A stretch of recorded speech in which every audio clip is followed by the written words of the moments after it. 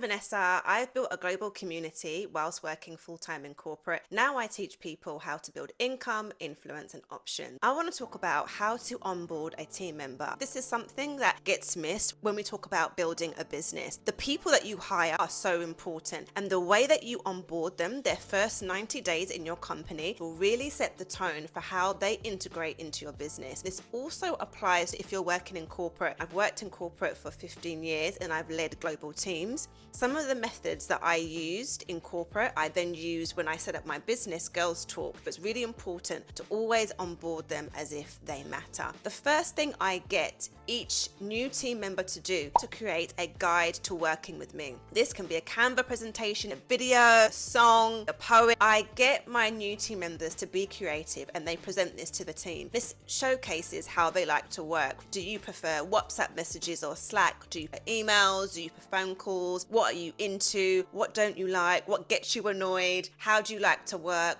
So we can find out more information about you. I create one as well as the CEO. I get all of my team to read this when they start as well so that they understand how I like to work. The second thing I get each new team member to do is the Clifton Strengths. The Clifton Strengths is a personality assessment and it assesses you across 34 different traits. This is key in helping people work together as a team because it identifies what your strengths are and what your weaknesses are. I also make sure that in the diary is a weekly stand-up call every Monday for 10 minutes. As a team, we check in and share high-level headlines about what we're working on this week. If there's any roadblocks, so as a team we can support each other. The first week of a new starter, I put in their calendar catch ups with everybody in our team, any board members that they need to meet, key clients, key stakeholders, community partners, people that they need to develop relationships with. Relationships are so important